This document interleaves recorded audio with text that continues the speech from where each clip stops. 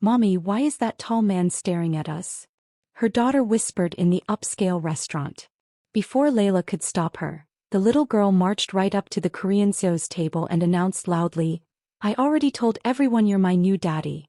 The entire room fell silent.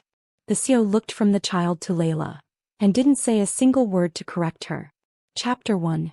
Layla Williams's pulse thundered in her ears as she watched her 5-year-old daughter Yasmin dart between the elegantly dressed diners at La Belle Époque. The restaurant smelled of garlic butter, aged wine and expensive perfume.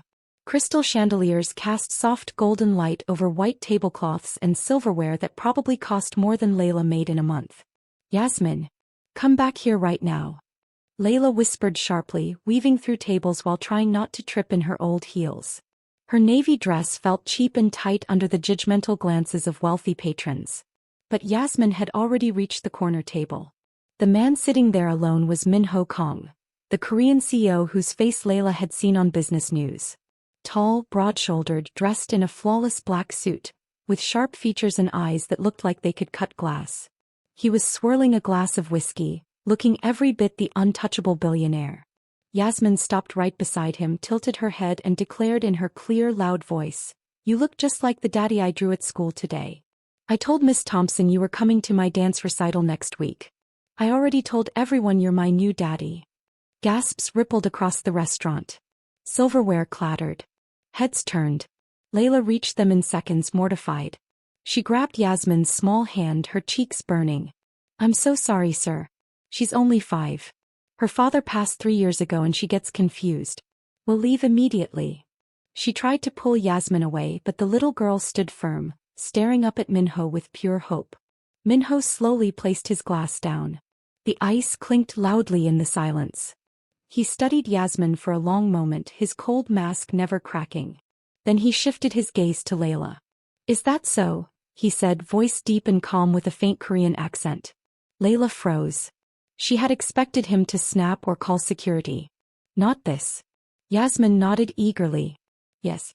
In my drawing you're tall and wear a black suit and you have kind eyes even when you look serious. That's you." Layla crouched down, trying to hide her embarrassment. "Yasmin, stop. Mr. Kong is very busy. We can't bother him." But Min-ho raised a hand slightly. "Please. Sit." His tone left no room for argument, yet it wasn't harsh. Layla's legs felt weak as she guided Yasmin into the plush chair next to him and sat across the table, clutching her handbag like a shield. For the next 40 minutes, Yasmin chattered non-stop. About her lost tooth, her favorite pink crayons, how she wanted a big dog to protect her mommy at night. Min-ho listened attentively, occasionally nodding or asking quiet questions. "What kind of dog, Yasmin?" "A big fluffy one. Like a bear but nice." Layla sat tense, barely eating the desserts the waiter brought, compliments of Mr. Kong. She kept stealing glances at the powerful man, wondering why he hadn't thrown them out yet. When it was finally time to leave, Min-ho stood with them. He looked down at Yasmin and said softly, "I will remember you." Yasmin waved happily. "Bye, Daddy." Layla flinched, but Min-ho didn't correct her. He simply watched them walk out into the cold night, his unreadable eyes following until they disappeared. Chapter 2. 3 days later, Layla was back in survival mode. She braided Yasmin's hair in the tiny apartment kitchen while coffee brewed, then rushed her to school before heading to her receptionist job at the dental office. Nights were spent cleaning empty corporate buildings until her hands were raw. She tried to forget the restaurant encounter. Then the first surprise hit. The school called during her lunch break. All of Yasmin's overdue fees, $850, had been paid anonymously. Layla nearly dropped her phone. The next day, a large white box arrived at their door. Inside was a beautiful pink winter coat, boots, scarf, and a stuffed bear. No note. On the third morning, a sleek black Mercedes waited outside. The driver bowed politely. Mr. Kong arranged safe transportation for Miss Yasmin. That was enough. Layla dropped Yasmin at school, then stormed into Kong Global Tower. Security let her through far too easily. Min-ho's top-floor office was all glass and minimalist luxury. He stood by the window overlooking the city when she burst in. "Why are you doing this?" she demanded, voice shaking with anger and fear. "We're not your project. I've taken care of us alone for 3 years. I don't want pity." Minho turned slowly. For the first time she saw deep exhaustion in his eyes. Because your daughter looked at me like I wasn't a monster, he said quietly. 4 years ago I lost my wife and our unborn daughter in a car accident. I was driving. Since that night I felt nothing. Until Yasmin claimed me as her father. Layla's anger cracked. She listened as he spoke, not pushing, just offering help for Yasmin's sake. No strings. When she left the building an hour later, her heart felt heavier, and strangely lighter. Chapter 3. The black Mercedes became part of their routine faster than Layla wanted to admit. Every morning, the same polite driver named Mr. Park waited outside their apartment building. Yasmin would skip toward the car with her new pink coat flapping in the wind, while Layla followed behind, still conflicted. On the 4th morning after the restaurant incident, Layla decided she couldn't just accept everything silently. After dropping Yasmin at school, she rode with the driver to Kong Global Tower again. This time she didn't wait to be announced. She walked straight past the front desk, her worn heels clicking against the polished marble. Minho was in the middle of a meeting when she arrived, but he ended it immediately when his assistant told him she was there. He stepped out of the conference room, jacket off, sleeves rolled up to his forearms, revealing an expensive watch that caught the light. "Layla," he said, sounding almost surprised. "Is everything all right with Yasmin?" The way he said her daughter's name with genuine concern caught her off guard. "She's fine," Layla replied, crossing her arms. "But this has to stop. The car, the clothes, the paid fees. I appreciate it, but I can't keep taking from you. It makes me feel like I owe you something." Minho studied her for a moment, then nodded toward his private office. "Come inside, please." Once the door closed, he didn't sit behind his massive desk. Instead, he leaned against the front of it, making himself less intimidating. "You don't owe me anything," he said quietly. "This isn't about debt. It's about the way your daughter looked at me that night. No fear. No judgment. Just acceptance." Layla shifted on her feet, still uneasy. "She's a child. She doesn't understand who you are." A small, rare smile tugged at the corner of Minho's mouth. "Exactly, and that's why it matters." Before Layla could respond, her phone rang. It was Yasmin's school. The little girl had fallen during recess and scraped her knee badly. She was crying and asking for Daddy. Layla's heart clenched. She looked at Minho, torn. He didn't hesitate. "Let's go." Within minutes, they were in his private elevator heading down to the underground parking. Minho's sleek black Bentley was waiting. The drive to the school was quiet at first, tension thick in the air. Layla kept stealing glances at him, this powerful man who had dropped everything for a child who wasn't his. When they arrived at the school, Yasmin was sitting in the nurse's office with tears streaming down her face, a bandage already on her knee. The moment she saw Minho, her entire face lit up. "Daddy," she cried, reaching both arms out. Minho froze for half a second. Then something shifted in him. He walked over, knelt down in his expensive suit without hesitation, and let Yasmin wrap her small arms around his neck. "I'm here," he said softly, his voice rough. "I've got you." Layla watched, stunned, as the feared CEO gently inspected Yasmin's knee, wiped her tears with a clean handkerchief from his pocket, and promised her ice cream after school. The school staff stared openly. Layla could feel the whispers starting already. Later that afternoon, instead of returning to work, Minho took them to a quiet park near the river. Yasmin ran ahead on the path, limping slightly but determined to chase pigeons. Layla and Minho walked a few steps behind. "You didn't have to come," Layla said, breaking the silence. "I wanted to," he replied. He watched Yasmin with an intensity that made Layla's chest tighten. "She reminds me of what I lost. My wife was pregnant with a girl when the accident happened. I never got to meet her." Layla stopped walking. The pain in his voice was raw. "I'm sorry," she whispered. "That kind of loss. I can't even imagine." Minho looked at her, then really looked. "You lost your husband. You're raising Yasmin alone. Your pain is different, but it's no less real."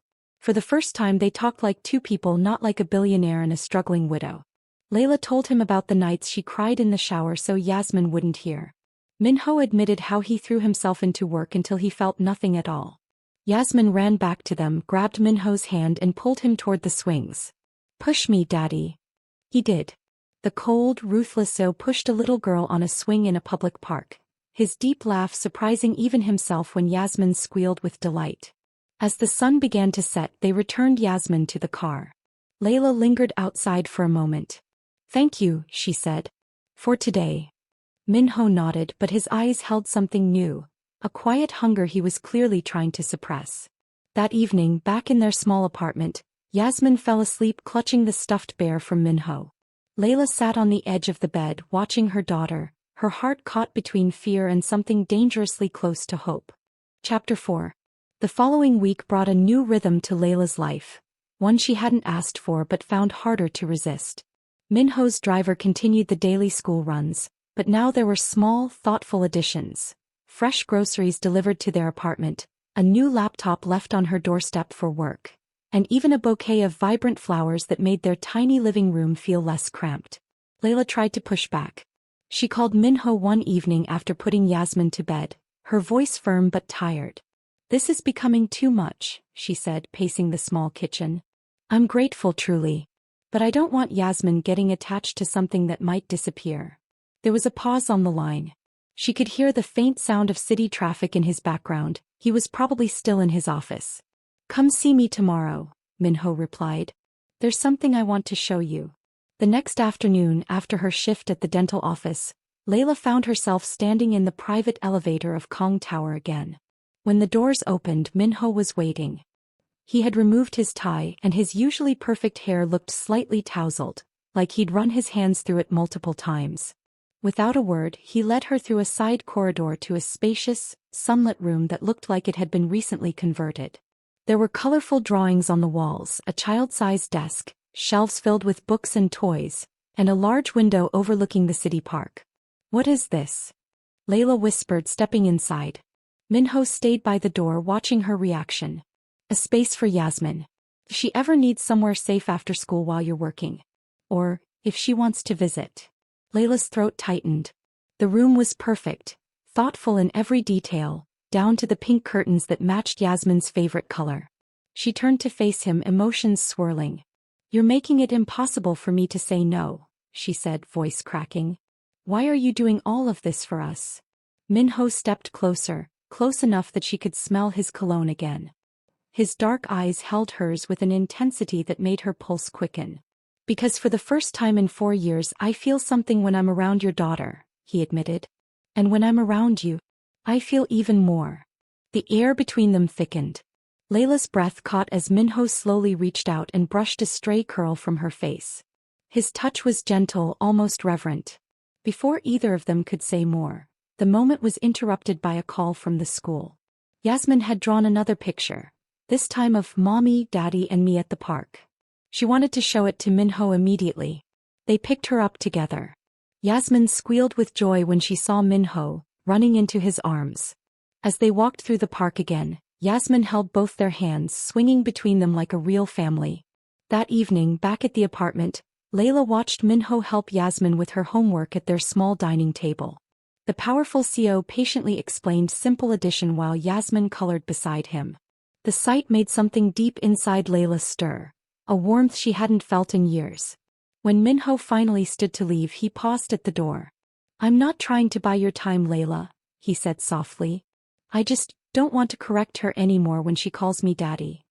He left before she could respond, leaving her standing in the doorway with her heart racing. Chapter 5. The rain fell steadily outside the apartment window as Layla and Minho sat close on the old couch. The takeout containers were forgotten on the coffee table. The air between them felt charged, heavy with everything they hadn't yet said, and everything they both wanted. Minho's hand slowly traced the line of Layla's jaw, his touch sending sparks across her skin. "I've tried to stay away," he murmured, voice low and rough. "But every time Yasmin calls me Daddy, it pulls me closer to you." Layla's breath trembled. She leaned in, and this time there was no hesitation. Their kiss was deeper, hungrier.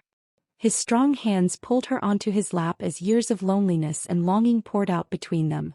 Fingers tangled in hair, soft gasps filled the quiet room, and the world outside disappeared for a few precious moments. Just as the heat between them began to intensify, the moment paused naturally. A message from the creator.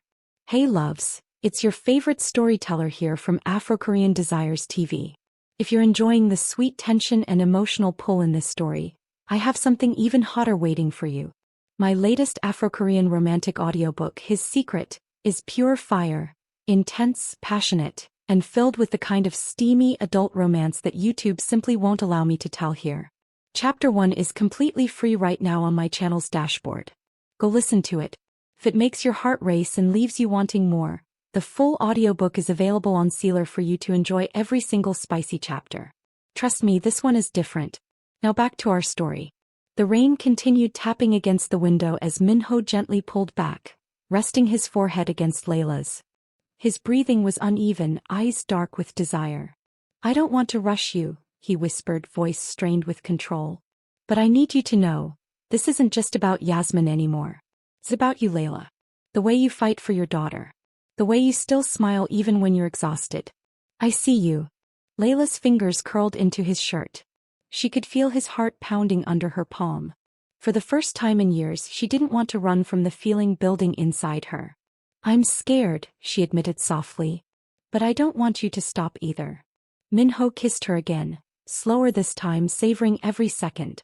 His hands roamed her back with restrained passion as they held each other in the dim light of the apartment, the promise of something deeper growing stronger with every touch. Chapter 6. The next morning brought a fragile kind of peace to Layla's apartment. Sunlight filtered through the thin curtains as Yasmin woke up excited, asking if Daddy was coming over again. Layla smiled tiredly while making breakfast, her mind still replaying the heated kisses she had shared with Minho the night before. Her lips still tingled at the memory. By midday, Minho had already sent a message. He wanted to take them to a private garden lunch outside the city. Yasmin was overjoyed. Layla felt nervous but agreed. The drive in Minho's Bentley was smooth and quiet. Yasmin sat between them in her car seat, chattering about her latest drawing. Minho kept stealing glances at Layla, his hand occasionally brushing hers when Yasmin wasn't looking. The tension from last night still lingered, warm, unspoken, and full of promise. They arrived at a beautiful private botanical garden that Minho had reserved just for them. Flowers bloomed everywhere in vibrant colors. Yasmin ran ahead, laughing as she chased butterflies, while Minho and Layla walked slowly behind her along the stone path. "You've been quiet," Minho said, his deep voice gentle. "About last night." Layla looked up at him. "It felt real. But I'm still scared, Minho. I have Yasmin to protect. I can't let her heart break if this doesn't work." He stopped walking and turned to face her fully. "I would never hurt her. Or you." He took her hand, intertwining their fingers. "For the first time in years, I want a future. With both of you." Before Layla could respond, Yasmin came running back, grabbing both their hands. "Come see the pretty flowers. We can be a real family here." The three of them spent the afternoon playing together. Minho lifting Yasmin onto his shoulders so she could reach higher branches, Layla taking photos, and all of them sharing ice cream on a bench. For a few perfect hours, it felt like they were already a family. But the peace shattered the moment they returned to the city. Minho's phone rang repeatedly. He finally answered, his expression darkening instantly. It was his mother. That evening, Mrs. Kong arrived unannounced at Minho's penthouse, where Layla and Yasmin had been invited for dinner. The elegant older woman stepped out of her car dressed in designer clothes, her face tight with disapproval the second she saw Layla and Yasmin in the living room. "So this is what you've been hiding," Mrs. Kong said coldly, looking Layla up and down. "A struggling American widow and her child? Minho, have you lost your senses? We have respected Korean families waiting to introduce their daughters to you." Yasmin, who had been coloring at the table, looked up with wide eyes. "Why is the lady yelling at my daddy?" The room grew tense. Minho's jaw clenched. He walked over and picked Yasmin up protectively, holding her close to his chest. "Mother, this is not the time," he warned, his voice turning icy, the same tone that made executives tremble in boardrooms. Mrs. Kong didn't back down. "You are the face of our family empire. This situation will destroy everything we've built. Send them away before it gets worse." Layla felt her stomach drop. She stepped forward, voice steady despite the humiliation burning in her chest. "I never asked for any of this. I'm sorry if my presence offends you." But Yasmin, still in Minho's arms, pointed at Mrs. Kong. "You're being mean to my new daddy. He makes mommy smile. You should stop." The little girl's innocent words hung in the air. Minho's eyes softened as he looked at Yasmin, then hardened again when he faced his mother. "I didn't correct Yasmin when she called me daddy," he said firmly. "And I'm not going to start now. Layla and Yasmin are part of my life. If you cannot accept that, then we have nothing more to discuss." Mrs. Kong stared at her son in shock. It was the first time in years she had seen real fire, real emotion, in his eyes. She left without another word, but the damage was done. The tension lingered heavily in the penthouse. Later that night, after Yasmin had fallen asleep in the guest room Minho had prepared for her, Layla and Minho stood on the massive balcony overlooking the glittering city lights. "I'm sorry you had to see that," Minho said, pulling her into his arms from behind. His chin rested on her shoulder. Layla leaned back against his strong chest. "Your world is so different from mine. Maybe your mother is right." "She's not," he interrupted gently but firmly. His hands tightened around her waist. "I've lived in darkness for 4 years. You and Yasmin brought light back into my life. I'm not letting that go." He turned her around to face him. The city lights reflected in his dark eyes as he kissed her deeply, passionate, possessive, filled with all the emotions he had held back for so long. Layla responded with equal hunger, her hands sliding up his chest as the kiss grew more intense under the night sky. Chapter 7. The confrontation with Minho's mother left a heavy cloud over the next few days. Layla tried to pull back slightly, telling Minho she needed time to think. But Yasmin made that nearly impossible. The little girl kept asking for "Daddy" every morning, drawing pictures of the three of them together, and refusing to sleep without the stuffed bear he had given her. On Wednesday afternoon, Minho showed up at Layla's workplace unannounced. She was just finishing her shift at the dental office when she saw him standing in the waiting area. Tall, imposing, and completely out of place among the colorful posters and children's toys. "What are you doing here?" Layla whispered, pulling him aside into the small staff hallway. "I couldn't stay away," he said, his voice low and urgent. "Yasmin has a parent-teacher meeting today. I want to go with you." Layla hesitated, but the look in his eyes, raw determination mixed with vulnerability, made her agree. At the school, the teacher beamed when she saw Minho sitting beside Layla. "Yasmin has been doing so much better lately. He talks about her new daddy all the time. She seems happier." Yasmin proudly showed them her latest project, a family portrait with all three of them holding hands under a big yellow sun. Minho stared at the drawing for a long moment, his fingers tightening around Layla's hand under the table. After the meeting, they took Yasmin to a nearby playground.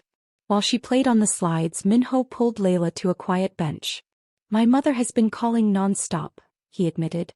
"She wants me to attend a family dinner tonight to discuss my future. I want you and Yasmin there with me." Layla's stomach twisted. "Minho, that might make things worse." "I need them to see what I see," he replied firmly. "That you and Yasmin are my future." That evening they walked into the luxurious Kong family mansion together. Mrs. Kong was waiting with several relatives, her expression cold as ice. The dinner started tense, polite conversation masking sharp undercurrents. Halfway through the meal, Yasmin, who had been quietly eating, suddenly spoke up. "Grandma, why don't you like me and Mommy?" she asked innocently, looking straight at Mrs. Kong. "Daddy smiles when we're with him. He doesn't smile when you yell." The table fell silent. Minho's hand found Layla's under the table, squeezing it supportively. Mrs. Kong opened her mouth to respond, but Minho spoke first, his voice commanding the room. "Yasmin is right. For 4 years I was empty. Then this little girl marched up to me and called me daddy without fear. She and her mother brought me back to life. I will not give that up. Not for the company. Not for tradition. Not for anyone." He stood up, pulling Layla and Yasmin with him. "If you cannot accept my family, then I will build one without your approval." The room erupted in shocked whispers as they left. Outside, in the cool night air, Minho lifted Yasmin onto his shoulders and kissed Layla's temple. "I'm sorry you had to go through that," he whispered.